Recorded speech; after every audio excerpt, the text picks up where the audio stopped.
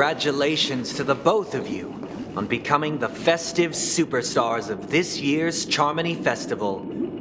Before entering the Grand Theater, I, on behalf of the organizers, extend my sincere congratulations to you, wishing you joy under their radiance.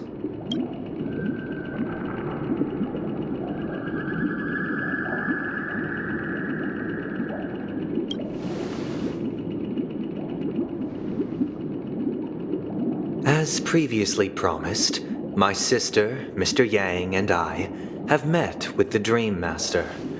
We delved into the truth about Penacony and its Stellaron, and have come to a consensus. Both I and the Oak family cannot acquiesce to your request. Just as expected. We acknowledge the perspective of you, Nameless. Penacony does require change, but not as you propose. The planet of festivities cannot and will not revert to a place characterized by chaos, disorder, or anarchy. Through your journey of overcoming obstacles, you must have glimpsed the essence of that era. The vulnerable ruthlessly eliminated, equality non-existent, common folk living precarious lives, eking out a dreary existence. Ultimately, only heroes like yourselves manage to achieve success. But I would dare ask, if you did not possess the special status of having a Stellaron, and you were but an anonymous and frail member among the masses, which Penacony would you prefer? A dystopia for the survival of the fittest, or a sweet dream paradise for all?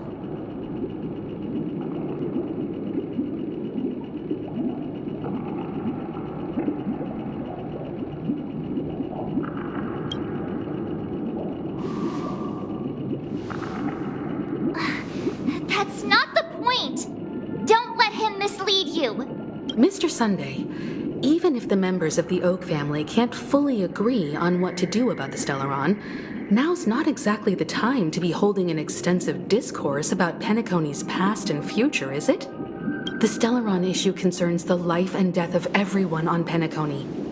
If anyone has a better suggestion, the crew is more than willing to listen. Also, it'd be best to tell us the ins and outs of that meeting. This way, we'll at least know what Welt and Miss Robin are dealing with, and the reason why they failed to make our appointment. Ah, Navigator. That is precisely my intention. With all present, let's begin by discussing the details of that meeting. Let's talk about our tribulations and choices, our ideals and beliefs, and our final course of action. The only path to take.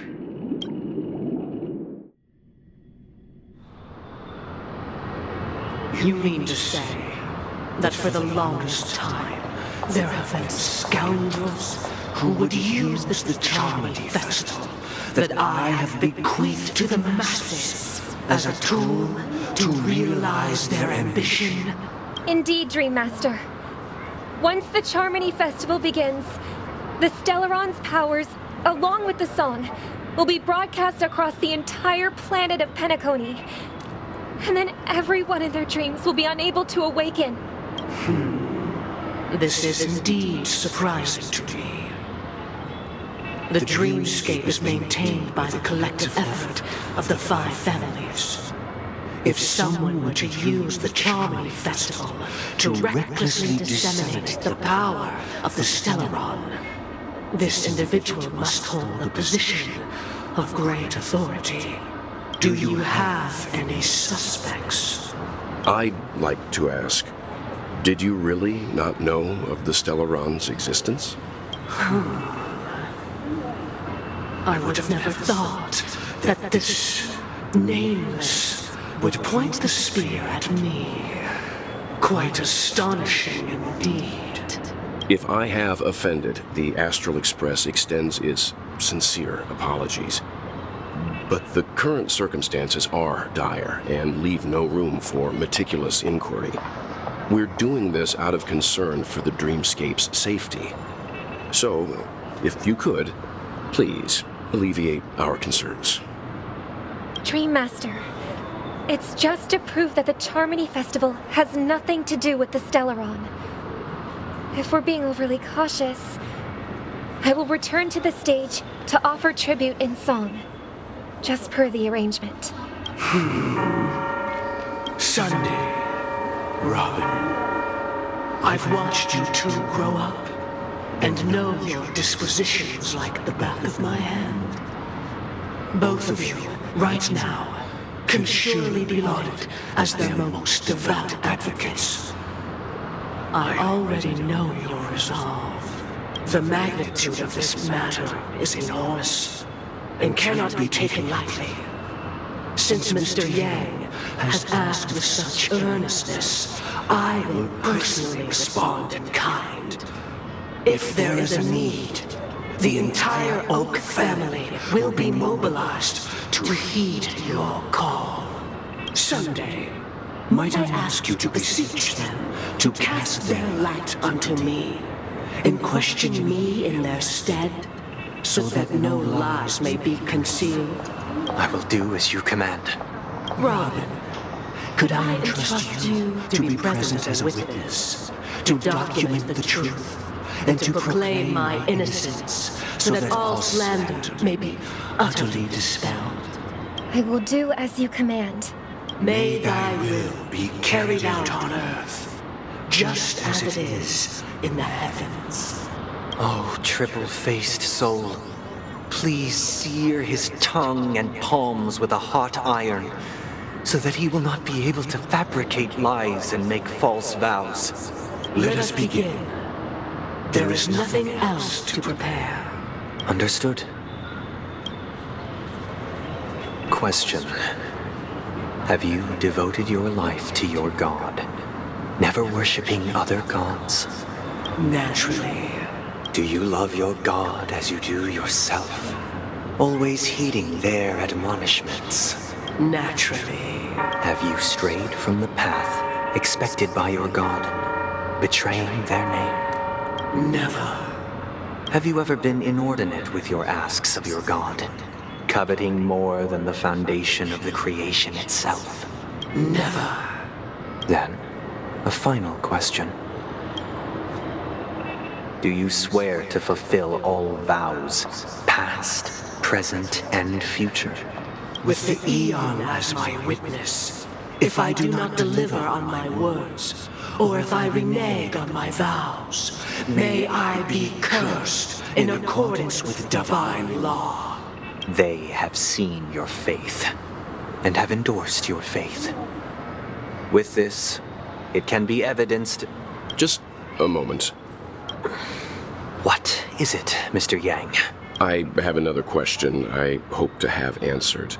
To my understanding, the family's harmony and prosperity have never relied on so-called divine laws. The god you both mentioned, are they truly Shipe? Mr. Yang should know that those belonging to the family toil together as if they were kin, embracing solidarity and unity under their light. All duplicity is laid bare before the harmony. Such a delicate and complex symphony. Which other god could perfectly harmonize this, if not for the great one, Shipe? Perfectly harmonize. Therein lies the problem. It isn't an outsider lurking in the shadows who changed the harmony, but a dissonance that has surreptitiously emerged from within this very symphony itself. In the distant past, there existed an Eon. With one flick of the wrist, they crafted the laws of the cosmos. Their followers formed the Beyond the Sky Choir, spreading solemn and reverent hymns throughout the universe. Later, they fell. The route traversed by this Eon clashed with the harmony, ultimately being absorbed and fused into it. The chorus that once reverberated across worlds fell silent, and when it echoed anew, it was transformed into the hymn of harmony. Though an eon may perish, paths with no masters still linger. In the all-forgiving harmony, echoes of bygone dissonance may subtly arise.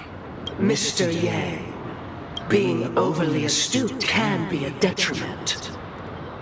Especially when you find yourself alone and without allies. So this is how it is. For the sake of our grand cause, Sunday, please afford these two an opportunity to rest. What?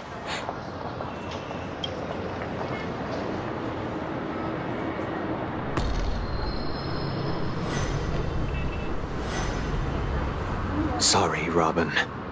It's just you. I did not wish for you to know this. It's a pity that things have turned out this way.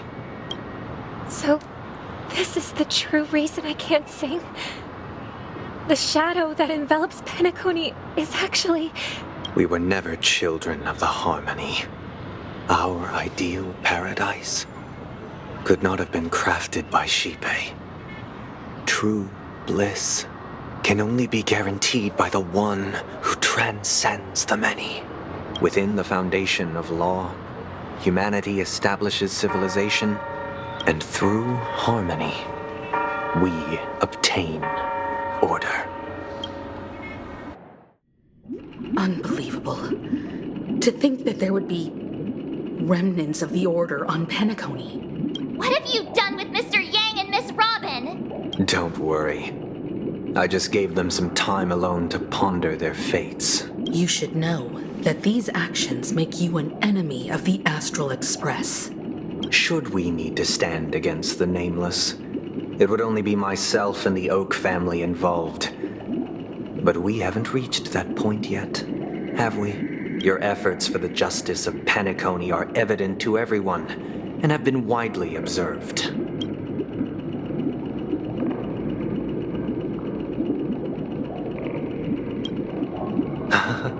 Patience is a virtue. However, I won't hold it against you. On the contrary, I'm here to make my intentions clear. If it is the Order that drove you to imprison Welt and Robin, and you're using them to coerce our compliance, then there'll be no point in entertaining any type of discussion.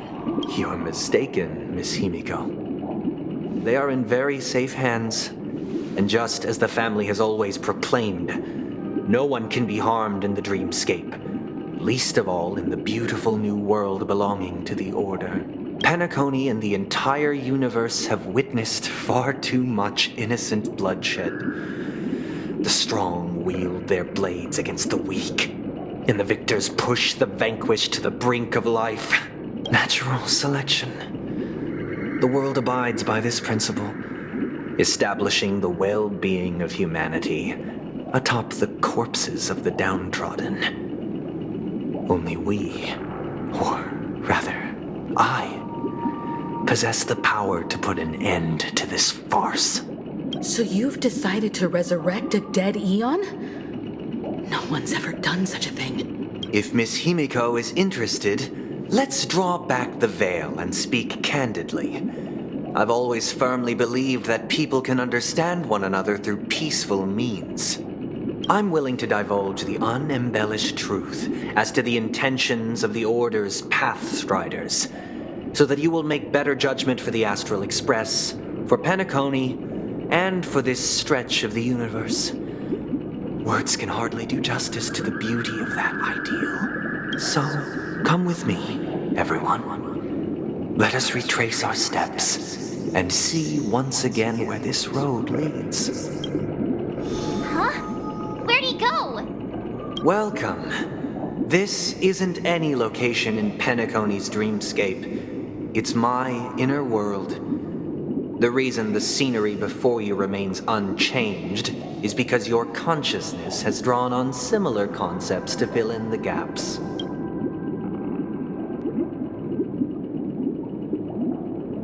Did you do the same to Welt?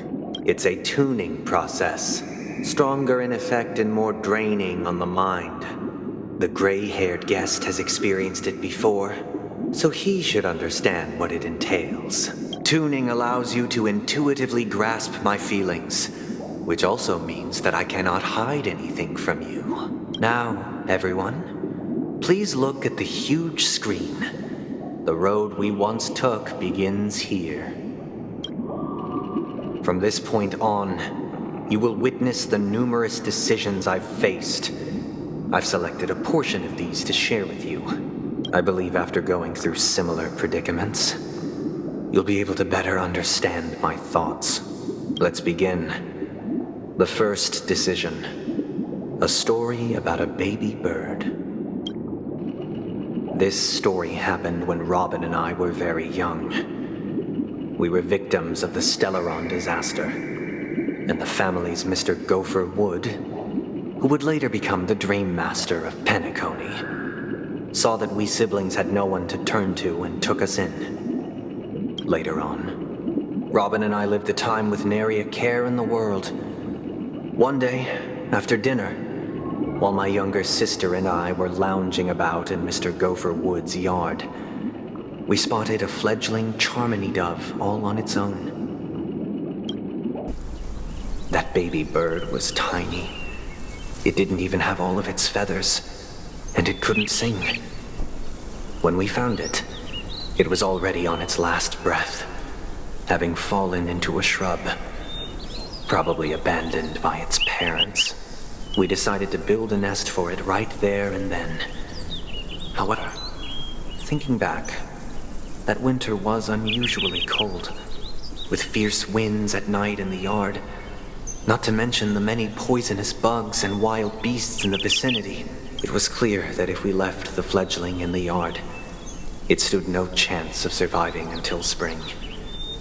So, I suggested we take it inside, place it on the shelf by the window, and asked the adults to fashion a cage for it. We decided that when it regained its strength enough to spread its wings, we would release it back into the wild. The tragic part, something that we'd never considered, was that this bird's fate had already been determined long before this moment. Its destiny was determined by our momentary whim. Now, I pass the power of choice to you all. Faced with this situation, what choice would you make? Stick to the original plan and build a nest with soft net where the Charmony or build a cage for it and feed it, giving it the utmost care from within the warmth of a home. I eagerly await your answer.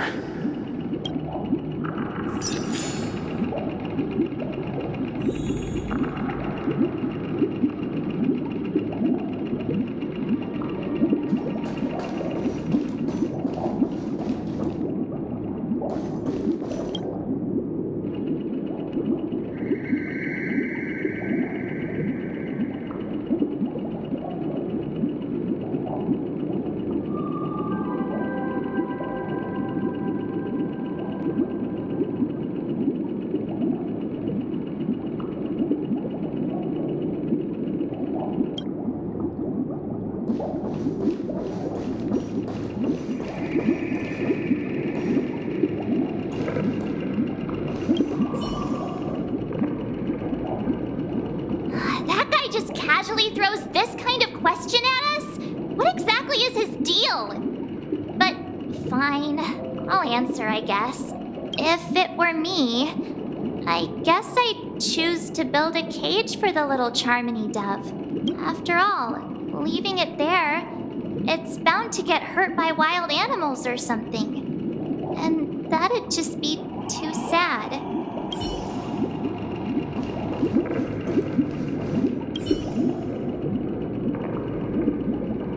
It looks like he really has no intention of imprisoning us. If it's just a quiz, I suppose it's fine to humor him. Back to the question. I would personally choose to build the little Charmony dove a cage. No special reason. I do think that a fledgling should have the right to fly into the sky. But if it can't even live to that point, then there's nothing to talk about to begin with.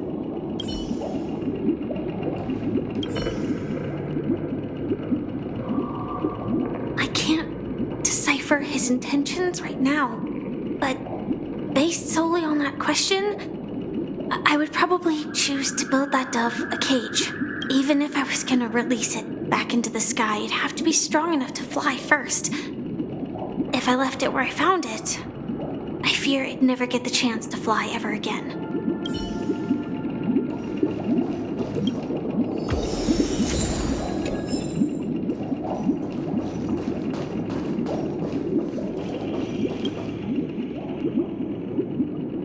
I'm happy to see that you made a choice similar to ours.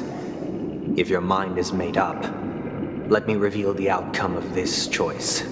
We passionately nursed it back to health, preparing only the best food for it every day. We even preened its feathers. Later, on the day that Robin left Penacony, we opened the cage door and let it fly back into the sky. I watched it for a long while by the window. Probably about 3 or so days. In those 3 long days, the little Charmony dove tried again and again to spread its wings to fly into the sky, but fell to the ground, only to keep trying. Finally, on the 137th attempt, it succeeded. But its attempt did not go perfectly. After flying unsteadily for a while, it fell to the ground. Unable to grasp the direction of the air currents, the fall shattered its wings. It writhed helplessly in my embrace. But it was all for naught, finally succumbing to a painful demise. And in that instant, our tender care, our given love and hopes, they all became the inevitable push that sent it to its death. I deeply regret the choices we made. Next, let us head to the second decision. This time, it's the story of a dream chaser. This story happened when I was appointed as Bronze Melodia, a position exclusive to the Oak family, charged with listening to the problems and vexations of dreamscape residents and providing them with the relevant guidance. It was during that period that I had the opportunity to hear voices from all corners of the dreamscape. Joy, sorrow, arrogance, regret. The complex tapestry of human nature that formed the world. And I was fortunate to catch a glimpse of it. He was a dream chaser and an illegal stowaway. Just like the rest of them, he came to Penacony in search of a better life, except that, to most people, the price he paid, I suppose you could say it was everything. He told me, I sold everything I could at home.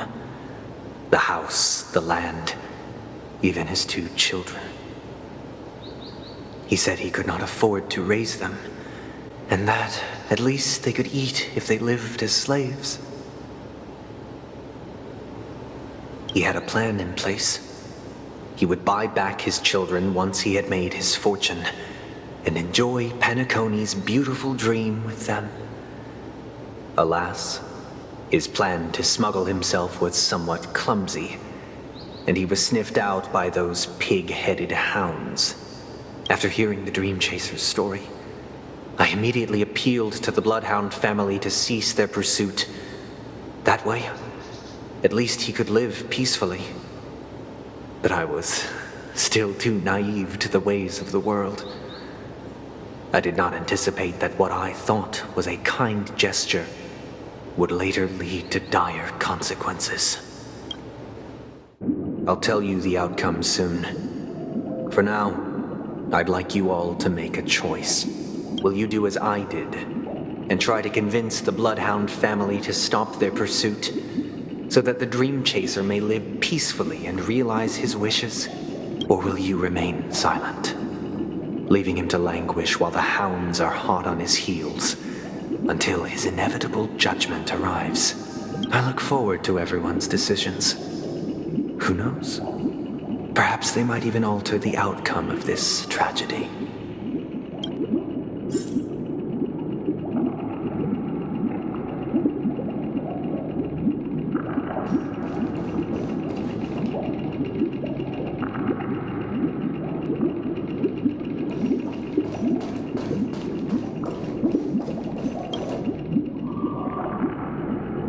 I'm honored to witness you arriving at the same decision. Out of respect, I'll share with you the dire consequences that my choice back then brought about. First, the outcome. He attained major success. After avoiding capture, he ran a business for a few years, very quickly making a name for himself, elevating his status. He might not have become a tycoon like old Audie, but he was considered a character of excellent repute. Now then, did he realize the wish he set out to achieve? No. The last time I saw him was in the real world, where the hounds were going to permanently exile him, and I was the accompanying bronze Melodia. The mission was simple. Listen to the criminal's repentance. He told me the reason he was in this predicament was because he conspired to usurp the head of the Alfalfa family. When I asked him about his 2 children, he instead responded with a question. What children? In the end, my heart aligned with the harmony, and the good deed I dared to undertake held no value, turning instead into a wrongdoing.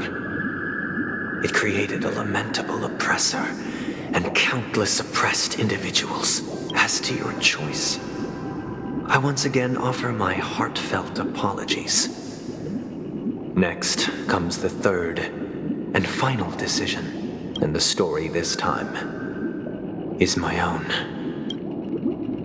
This story happened the day I was appointed the Oak family head. At that time, Mr. Gopherwood was the current Dream Master, and as per his wish, we had a private conversation. What surprised me was that the Dream Master had only come to deliver a letter to me. He let me read its contents, and it was a letter from my sister.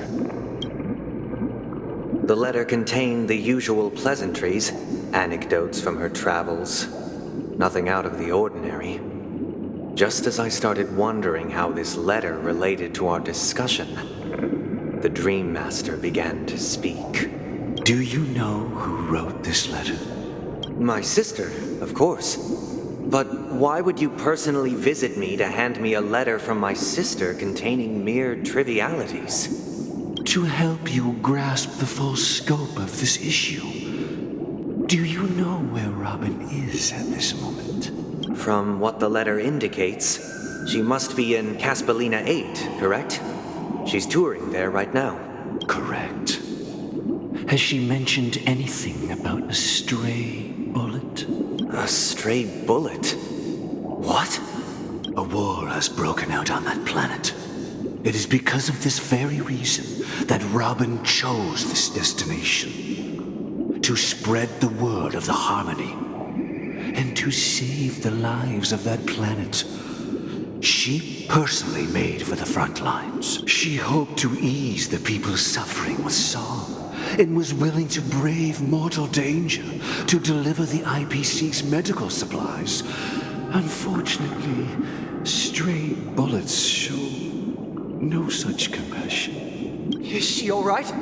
If the operation was successful, she should probably be recovering in the field hospital. By the eon above, the bullet struck her neck directly, yet possibly as a reward for her consistent deeds of harmony. It didn't hit any vital arteries. Once you've attended to your outstanding tasks, it'd be advisable to write her back as soon as possible. Those damned savages! I'll pack my bags right away. My gratitude for bringing this to my attention, Mr. Gopherwood. Now you understand why she always wears such elaborate neck ornaments, don't you? How could this happen? Miss Robin? It's all in the past, so please don't worry. I share this in the meager hope that you will understand the harmony's limitations and predicament. As grandiose as the strong defending the weak sounds, many times, it is nothing more than wishful thinking. Likewise, I've prepared one last question, one last choice. But rest assured, this choice will not have any grave consequences, because this is merely a figment of imagination, a nightmare that has haunted me through countless nights. If you ever had the opportunity to make a choice like I did, would you still support Robin's journey on the path of harmony?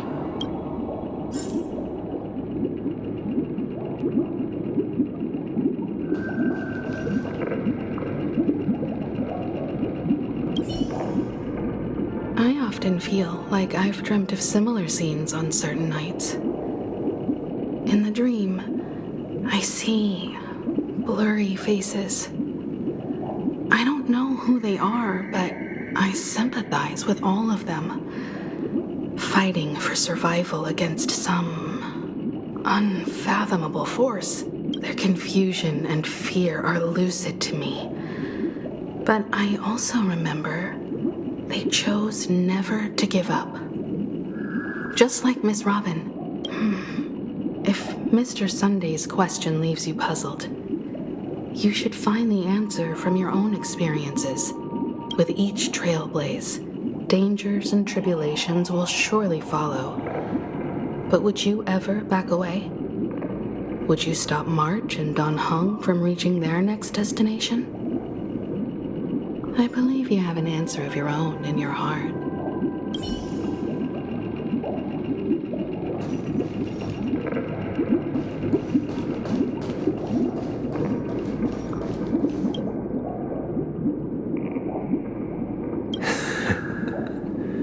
I see.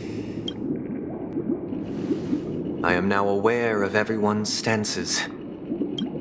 Raising these questions merely serves to illustrate one point. The plight of Penacony cannot be salvaged by the harmony.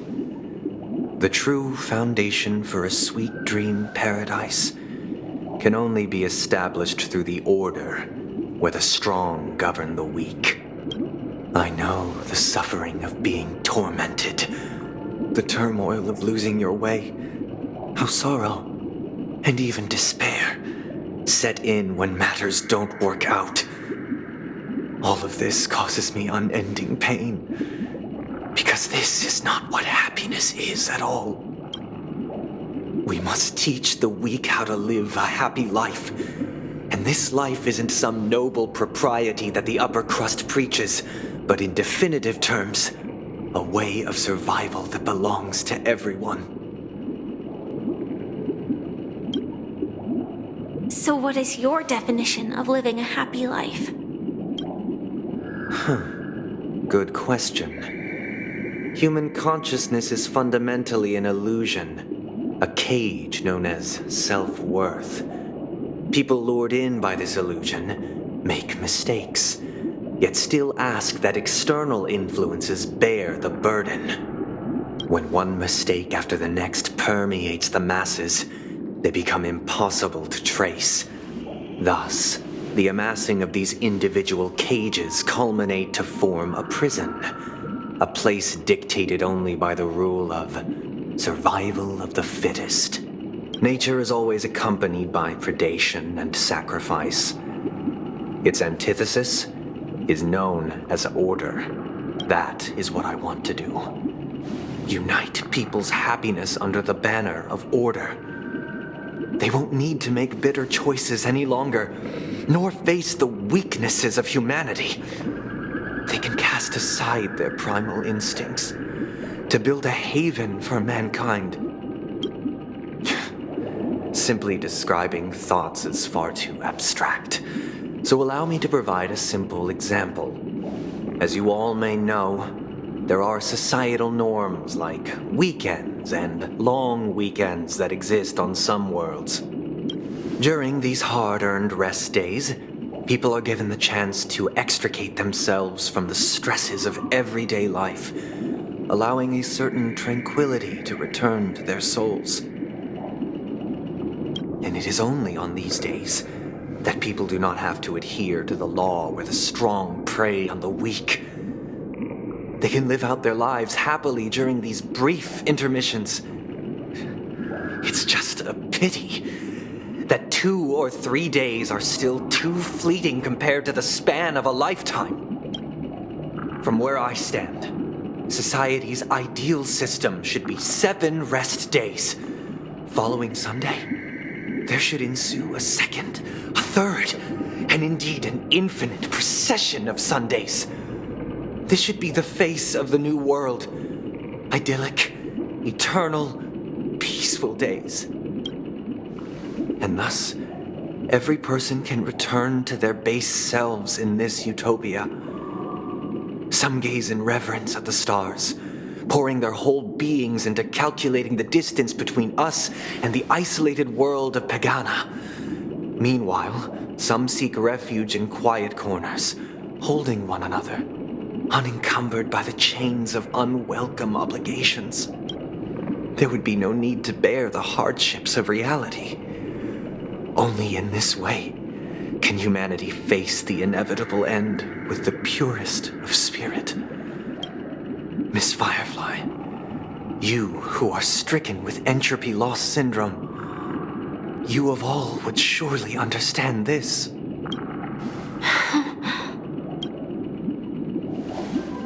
It sounds like a flawless theory. But what is the price to attain all this? The cost is minute, merely a personal and eternal sacrifice. If this paradise is to be maintained for everyone, someone must remain trapped in solitary awakening until the end of the cosmos. Awakening? Which means that this so-called paradise is still a dream. Stepping into this paradise means forsaking reality, correct? It is not forsaking, but transcending. Flesh, blood, sorrow, weakness. If the physical is the root of spiritual suffering, it is only logical that we defeat it. But in this supposed bliss, people won't have defeated their demons. The chance to overcome their tribulations would be forever lost to them. In other words, it is an escape. That's another way of understanding it. But there is no shame in escape. On the contrary, the seeds of escape exist in everyone's hearts. Don't you agree, Miss Firefly? And as for why life slumbers, it is because we are afraid to awaken from our dreams. But this is not in conflict with the grand plan. Only in acknowledging this can we truly understand the frailty of human nature, and from there, show compassion and protection.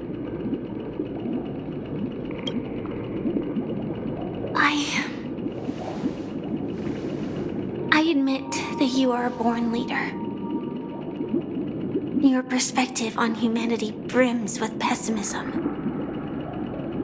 Yet you express compassion for all, even when your heart pities them. But unlike you, I live for the self. From my perspective, individuals making choices for themselves is their birthright. The want to escape may be innate in the weak. But whether they are weak or not, it is not up to another to decide. Perhaps in your mind, you also view me as weak? Because I don't think so. Since Miss Firefly has said her piece, the Astral Express will also naturally give you our answer. We'll leave it to you, just as Mr. McHale instructed before. Tell him our choice.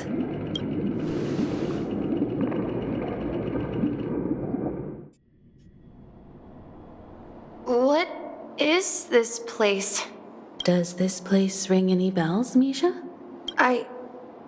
I don't know, but I feel a sense of deja vu. What is this place? It's the realm within a dream bubble. This was left to the Astral Express by a nameless, but weirdly, when we entered it, it was completely empty. Dr. Edward from the Dreamscape sales store told me that dreams are formed from memories, and a dream bubble can't take shape if its core is empty. So I thought you might be able to help us in unraveling this mystery, Misha.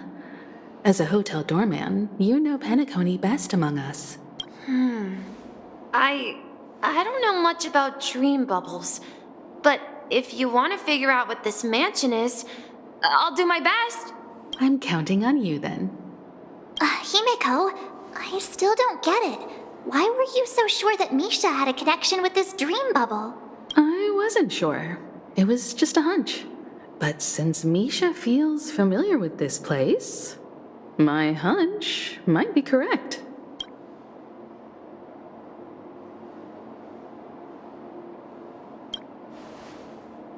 Exactly. This is where you and Firefly encountered death, which we now know as dormancy. Considering its connection to Dreamflux Reef, it's not surprising it appeared here. The question now is, who brought you here? Based on the clues we have so far, it's unlikely to be that masked fool. So identifying them is crucial to us. We're drawing closer to the truth once more. Let's give Misha some time, as I believe he'll unveil the secret of this dream bubble. All right, but there are doors all over the place. Which one should we choose? Do you have any idea, Misha? I guess maybe this way?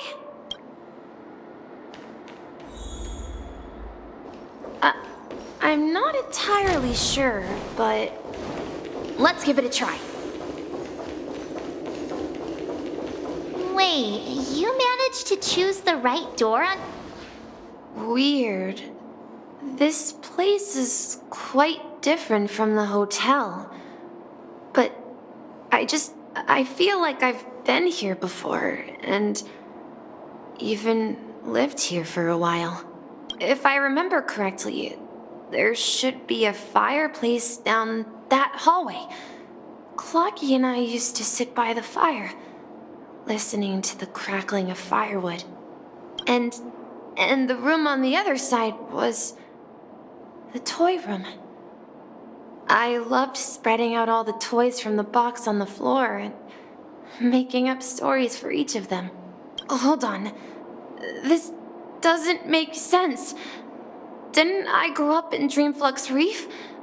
So, what is this place? This could be a case of amnesia. Don't worry, Misha. It's common for everyone to forget certain aspects of the past. Those memories haven't vanished. They're just lying in the depths of your mind. We can surely get them back. Since this place seems familiar to you, why don't we explore a few more rooms and see if you can recall anything more? Yeah, then let's check out the rooms I just mentioned.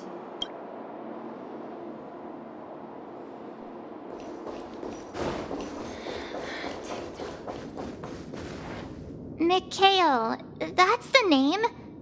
Now we all know him as the Watchmaker. So, who is he talking to? Do you know anything about it, Misha? I'm sorry, I don't know much about the Watchmaker. But Mikhail... Anything special about that name? Mikhail is Grandpa's name. Grandpa?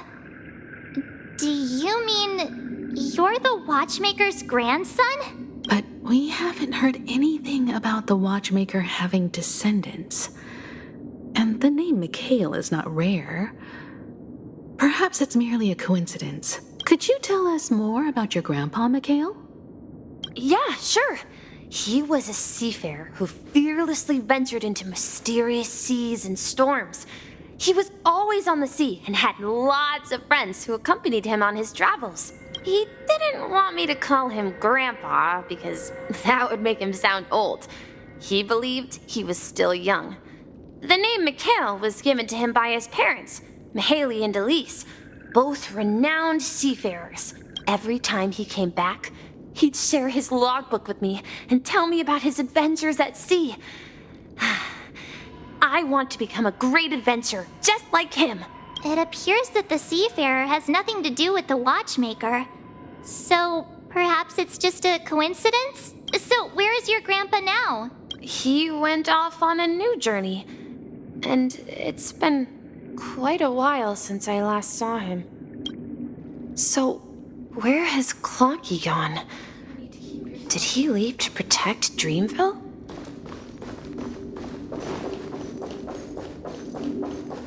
Tick-tock. Tick-tock. I heard some noises from the room. Origami Bird? That's a friend of mine. You and Origami Bird are friends? Yeah. It's a member of the Compass crew, just like Clocky and Miss Mirror. And there's more than just one Origami Bird. They are a big family with lots of brothers and sisters who look the same. They follow Miss Mirror's orders and handle all sorts of jobs on the ship. They're the best sailors. Sailors? Can Origami Birds be sailors? Could you tell us more about the compass, Misha? The Compass is a ship bound for the New World. Clocky and his partners travel through layers of fog to the depths of the sea. Whenever there is danger, Clocky will use a compass and guide the ship in the right direction. That's a great story. But in the Penacony cartoon, Clocky and his partners have always lived in Dreamville and never ventured out, right? Huh? Oh, that does seem to be the case. Weird. I clearly remember Clocky arrived in the New World in the end. Perhaps Clocky has a hidden past. I think I hear the sound of water. You once mentioned there's a magnificent fountain up ahead. Look, there it is! The water resembles a precious jewel, embedded in the dreams of all seafarers.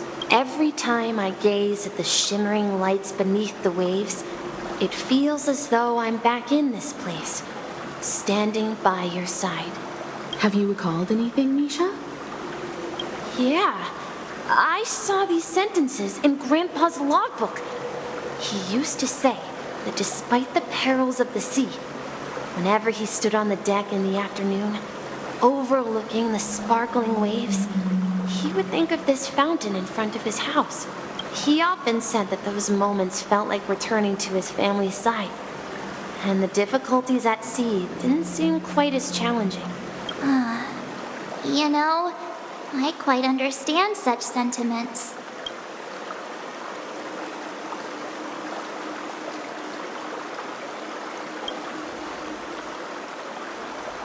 Hey, don't tease! I was just being a bit sentimental. Perhaps every adventurer far from home carries a fountain within their soul. Even though the other side of the sea remains shrouded in the unknown, the fountain in front of his house serves as a compass, leading him back to his cherished ones. Yeah, while Grandpa was at home, we would stand by the fountain and place the compass, a toy boat that I made, into the pool. Back then, I would ask him when I could go on adventures like him, and he would always laugh and say I was still too young. It seems this Mikhail is truly a seafarer and has nothing to do with the watchmaker. Yeah, Based on Misha's recollections, the scenes in the dream bubble appear to be his childhood memories. But this raises more questions. According to Misha, he was clearly born on an oceanic planet and led an ordinary life, with no connection to Penacony at all. Could this be some sort of metaphor? Perhaps the sea refers to the memory zone. I'm sorry. I don't know, but my memories keep pouring out uncontrollably, like water flowing from a fountain. Perhaps I'll remember more things if we go further. I wish to share your burden. We're going to the opposite side, right? No, we should turn left here. Huh? Something feels different about this place. Up ahead is Grandpa's study. It was in that room that The atmosphere in this room feels totally different. Misha! You finally come! Clocky, you're here! Huh. Yeah. This is the room where we first met each other. Are those books on the bookshelf logbooks left behind by that seafarer? Yeah. Whenever he came back, he placed a logbook on the bookshelf in his room. They contain records of his expeditions to every corner of the world. He described our world as a fountain. At some point, the sea started to gradually swallow up the land where people lived to ensure that everyone had land to settle on. He had to continue exploring the sea and search for the source of the rising seawater. On that day, he called me to his study, telling me that he was embarking on another journey. However, I could sense the gravity in his expression. It was the same look I had seen on my father's face before his final voyage. I asked him if I could go with him, but he said that my adventure lay elsewhere and told me to stay home and patiently await a certain sound at the door. What sound? He told me about a vast ocean in the sky, an ocean of stars. He spoke of a train that transports children with a desire to venture far away, traversing the sea of stars without ever stopping. He said that he knew the crew on the train, and that he had asked them to take me along. He said the journey I had always dreamed of would start there. A train? Could it be? It's the Astral Express. I remember now. Grandpa's friends are a group of nameless who came to this world to resolve a disaster caused by a star. Then, he gave his pocket watch to me. It was his cherished treasure, appearing in every one of his adventure tales. He explained that difficult times were ahead, but assured me that the watch would guide me. He said, as long as I kept moving forward, I'd eventually reach my desired destination. And then, it was as if I heard the distant sound of a train whistle echoing throughout the room. Exactly, Misha! And then we followed that whistle, didn't we? Yeah. I think I can still find the way we took back then.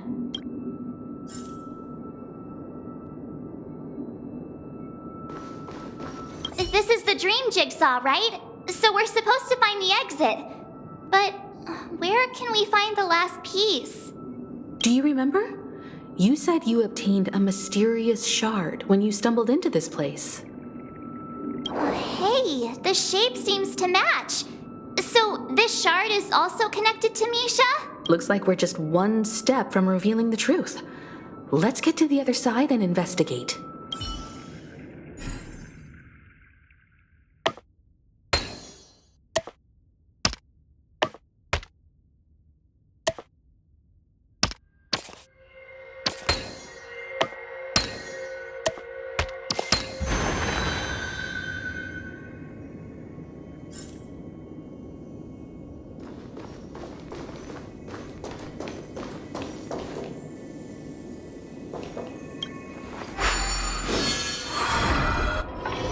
This is it.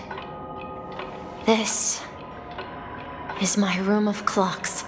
While I spent my time waiting for Grandpa to return from his voyage, Walter gave me this workshop, and it became my secret base. Here, I learned how to repair clockwork and gears out of my fondness of precision mechanics.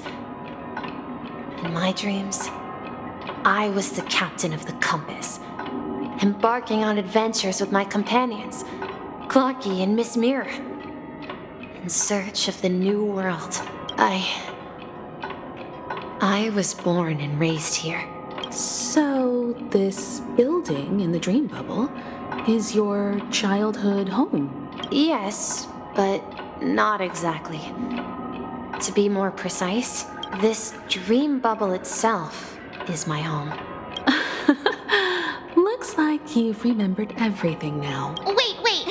Why does it feel like everyone else knows something I don't?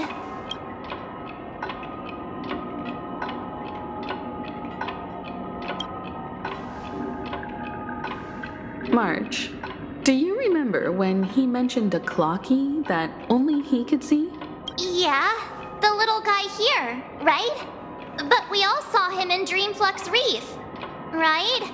And Mr. Yang even greeted him. Looks like everyone on the Astral Express has a childlike spirit.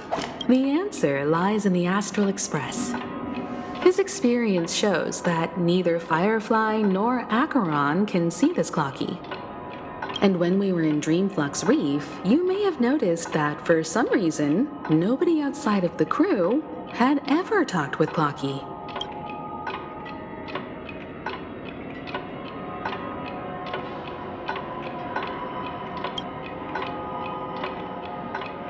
A mimetic life that can only be seen by a select few.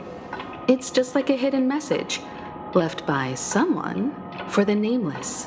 But Misha can see Clocky too, right? They even grew up together. But Misha hasn't started the way of the Trailblaze yet. That's the key to the mystery, March. Now, take a moment to recall. Have you ever seen anyone outside of the crew interact with Misha? Wait. No way! That's the answer, March 7th. This dream bubble is the place where I was born. And I'm a dweller in this dream. Just like a memory zone meme. I should have stayed here and waited for you. But when reality and memories merged, I unconsciously pushed open that door and left the bubble with Clocky.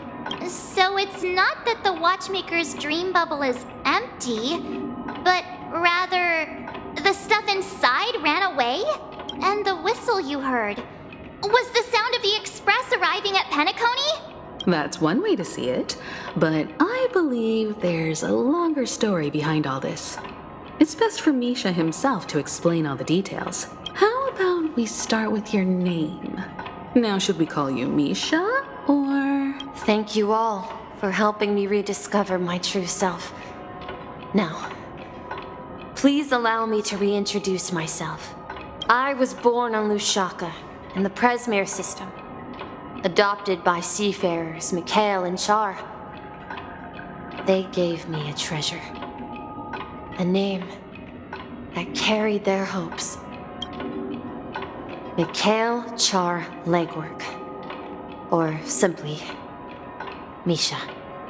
If you prefer, you can call me by a more familiar name, the Watchmaker. So, you're the Watchmaker himself? Unfortunately, that legendary figure is no more. I am only a reflection of his life. As for the child who has been with you, he's the innocent protagonist of Misha's childhood dream. A friend of Clonky, a young apprentice, and a future mechanic on the Express. And this also marks the beginning of his journey, devoted to the Trailblaze. At the end of the journey, I left this little flame, which I so cherished, in my deepest dreams, hoping to pass it on to the nameless of future generations. However, he somehow left the dream bubble and forgot all about his task. I apologize for all the confusion this caused. Because he was born with a desire to trailblaze, wasn't he? I don't think Misha has forgotten his role as a guide. He remembered it, and that's why he mistakenly appeared as a hotel doorman in his dream from the very beginning. The one who brought our unconscious friend here must have been Misha. If that's the case, we encountered the Watchmaker's legacy from the beginning, didn't we? Well, I have a sarcastic friend who says I always take big detours and end up back where I started. Perhaps that's what every nameless has to go through. But in the end, you found me. I'm sure you're all wondering what my legacy is. I believe my hound has mentioned the Stellaron and my wealth. If I may apologize, the Stellaron part is real. As for my wealth, however, it's nothing more than a baseless rumor. I left my homeland as a child and embarked on the journey of Trailblaze.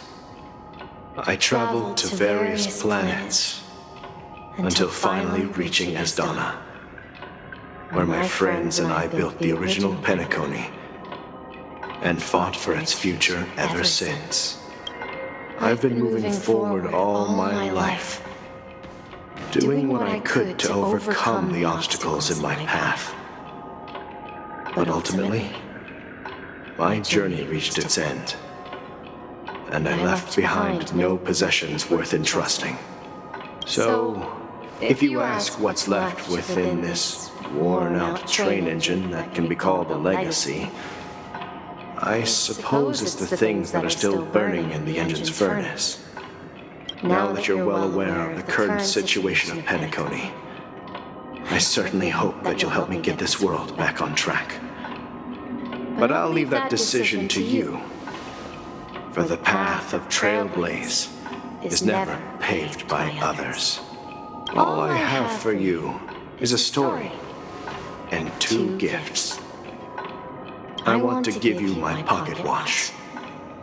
It has accompanied me throughout my long journey, guiding that naive child forward, and has been blessed with the presence of so many great people up to this day. And my hat, too. The one who navigated for me placed it on my head and planted a fanciful thought in my mind. The trailblazing expedition will never end. Now, it's time for you to make your choice. Once you've made up your mind, open that door and enter the long dream of an old man. I'll be waiting for you at the end of this corridor of time. All right, everyone, let's make a decision. Although I don't think anyone will have any objections.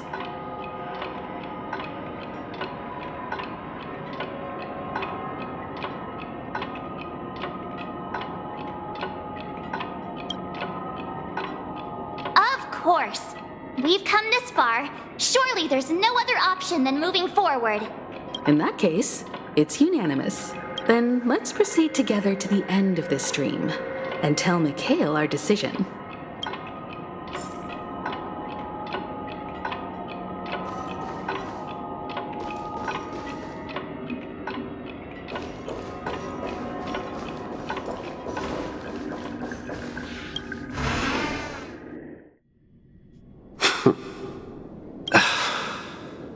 Mikhail, where are you going? Someone has to step up and save Lushaka. So why can't it be me, Misha? Please don't go. And if you must, please take me with you. Don't leave me alone. Even without me, you know how to proceed forward, brave Captain Misha. The compass is waiting for you. Haven't you always wanted to be a better adventurer than me? Now go, board that train and start your journey. Where are you going, Mikhail? I'm going to clean the floor in the parlor car. I've promised the conductor. Wait, first tell me, did you fix this watch? Yeah? I know what it looked like before. Its chain was broken, the back case torn, and the marks on the dial all worn out. How did you manage to fix it? Well, it's hard to explain, but I knew it could be fixed. It's the hands, Mr. Amundsen. Its hands were intact and pointing in the right direction, so I knew there would be a way to fix the rest. I see. You'll work with me from now on. Haven't you always wanted to tinker with this train? You're its mechanic now. As for the conductor, I'll do the talking. But I only know how to fix watches. Don't worry. You've got what it takes. I'll teach you what you need to know. Where are you going, legwork? It's time to head to our next stop. I'm staying in Astana with Rosalina and Tiernan. I see. This place reminds you of home. The people of Astana have only achieved a tiny victory and still have a long way to go towards true freedom. Hanunu needs us. Don't worry, not all journeys lead to the stars. Even if I leave the Express, our path of Trailblaze will continue. Yeah. I knew you wouldn't stay on the Express forever.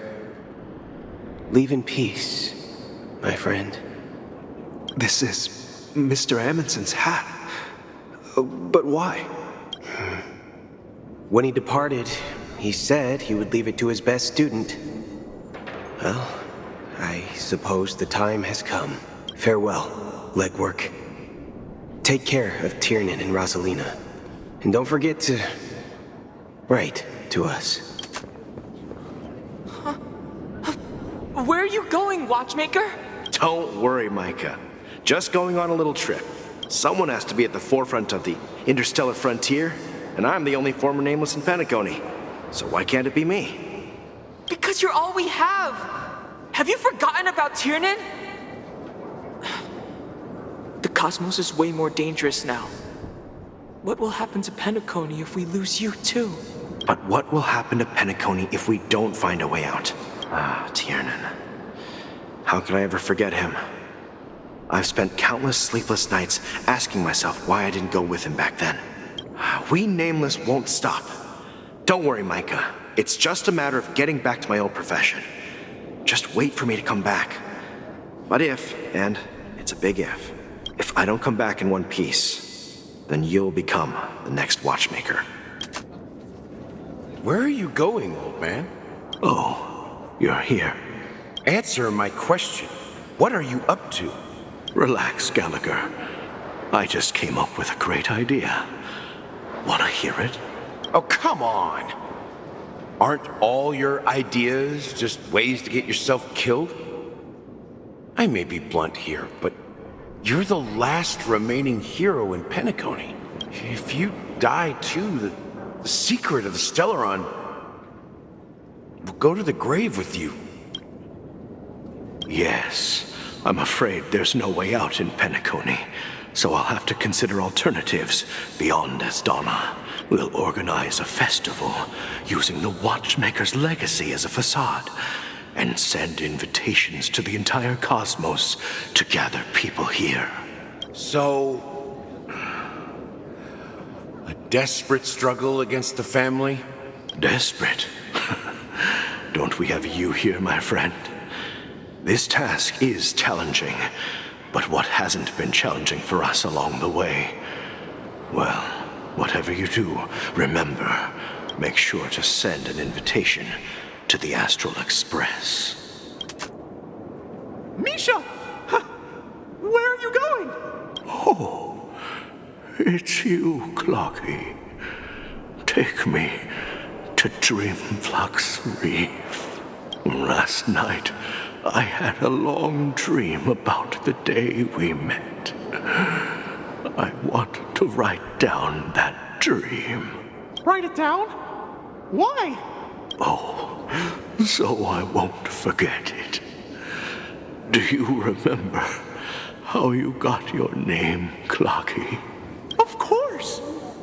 You told me that when you were a kid, you lived in a room full of clocks. Those wall clocks and pocket watches grew up with you and were your best friends. Yes, but what I didn't mention was there's a funny misunderstanding behind it. I was a kid, and there was always a special pocket watch in my memories. It was with my grandpa, guiding him on his sea voyages and leading the way in his every adventure story. I wanted to have a pocket watch like that too. And that's when you appeared in my dreams. Yeah. Every night, we boarded the compass and set sail together. But you know what? It wasn't until the day my grandpa gave it to me that I realized it wasn't a pocket watch at all. It was a compass. So, your name should have been Compassy, and the watchmaker is just a nameless. We've arrived at Dreamflux Reef. So, where to next? You know, Clocky, I don't think I'll be going anywhere else.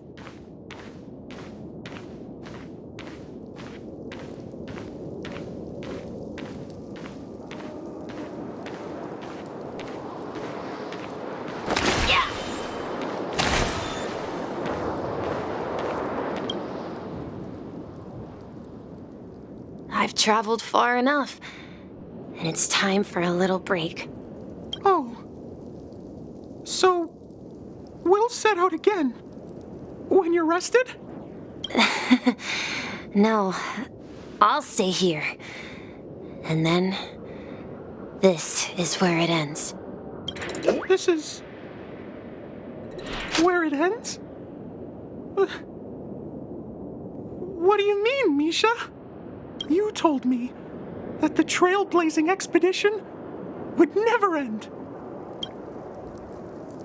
Yeah, that's what I said. So now, it's up to you to decide your next destination. My next destination? What's that supposed to be? I've been following you, Misha. You're acting weird today. If you're feeling down, we can just do what we usually do.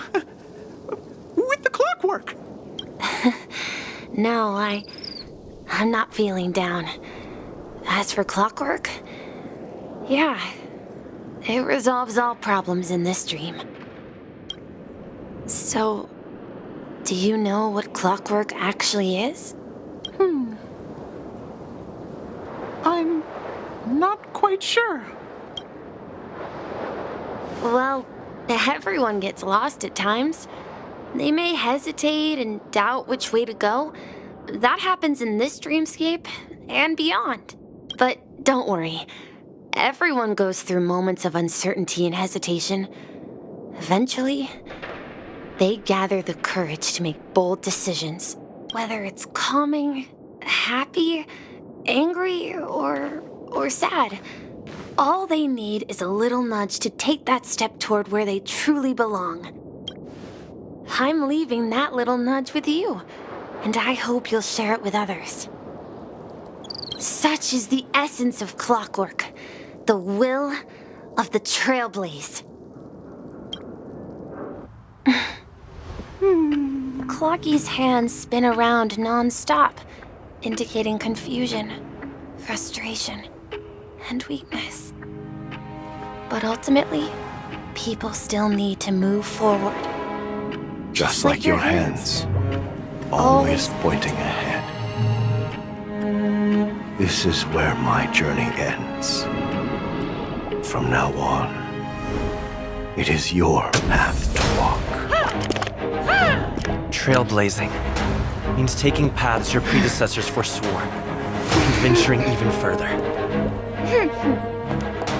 The Penacony in Mikhail's dreams does not belong to Order.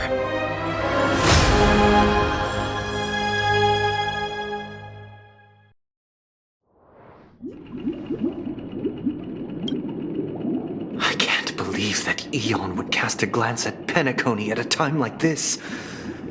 Is it because of the resonance from the legacy of the Trailblaze?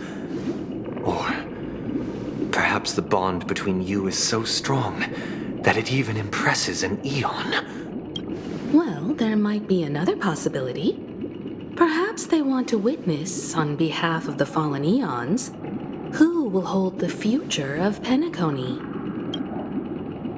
If that's the case, on behalf of the Dream Master of Penacony and the 107,336 members of the Oak family, I'm extending a formal invitation to all of you.